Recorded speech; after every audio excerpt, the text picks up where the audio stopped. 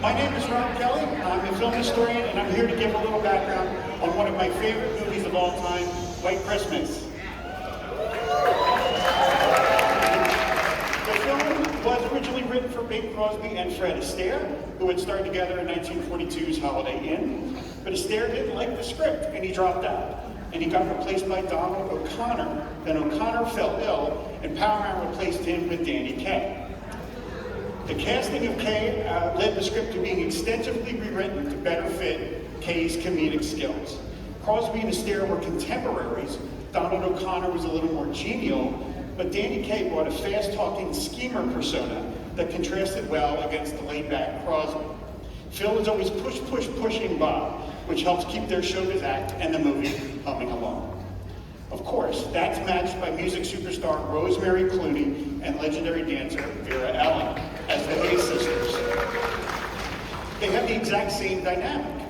Vera Ellen's Judy is much more ambitious than her sister, so she is constantly scheming to get her and Betty bigger and better opportunities. Kaye and Ellen have great chemistry. Phil and Judy are attracted to one another, they know it, and they act on it. They don't get in each other's way, unlike Bob and Betty. Despite being a major big-budget production with hundreds of extras and dozens of sets, director Michael Curtiz, who had helmed classics like The Adventures of Robin Hood, Casablanca, and Mildred Pierce, allowed room for last-minute inspiration. One example of that centers around dancer-turned-actor Barry Chase, who plays Miss Lettuce, the young woman Phil tries to set Bob with up at the beginning of the movie. Bob asks her, "How do you do?" leading her to give the baffling response, "Mutual, I'm sure." Miss Chase is one of the last surviving cast members of White Christmas, and I interviewed her earlier this year for my podcast, Fading. She's 92 years old, still feisty and very funny, and has amazing recall about the movies she did half a century ago. She told me she was hired for just that one scene, but Michael Curtiz thought she was so funny that he asked her to come back in the shoot, which is why she returns at the party scene where Phil and Judy announce their engagement. Also improvises the scene with Bob and Betty where they get a midnight snack. Director Curtiz told Rosemary Clooney to just respond naturally to whatever Crosby said. And for someone who is admittedly not an actor, she does a great job keeping Crosby focused and getting the scene where it needs to go.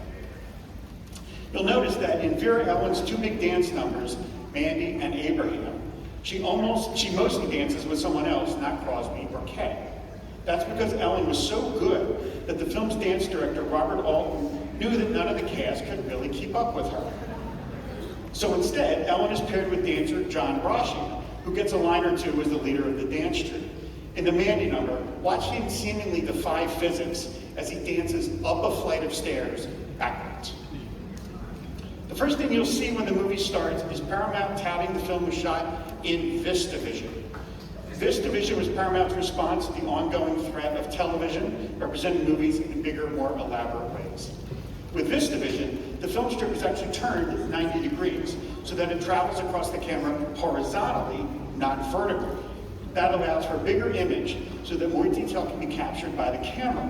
That's one of the reasons that this movie looks so good 70 years later.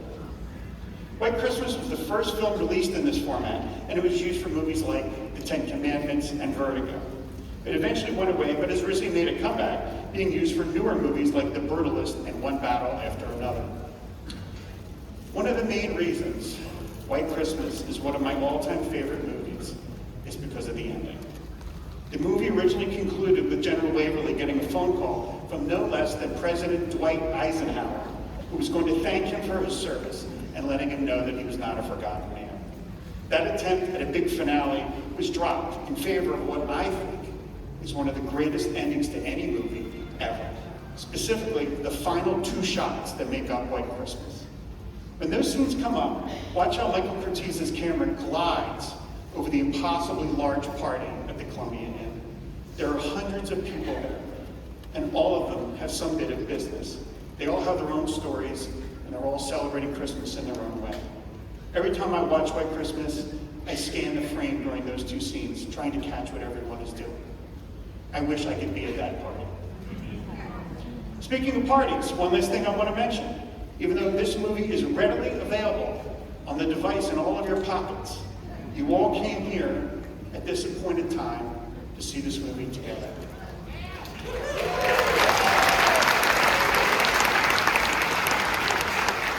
I think that's because people who value seeing movies on the big screen have a powerful, unconscious desire to, as Martin Scorsese has put it, share a common memory. So let's all experience this wonderful movie together. Thank you.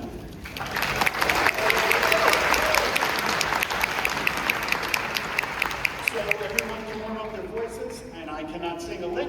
We're going to hand you over to our organist, Jerry Childress. Thank you.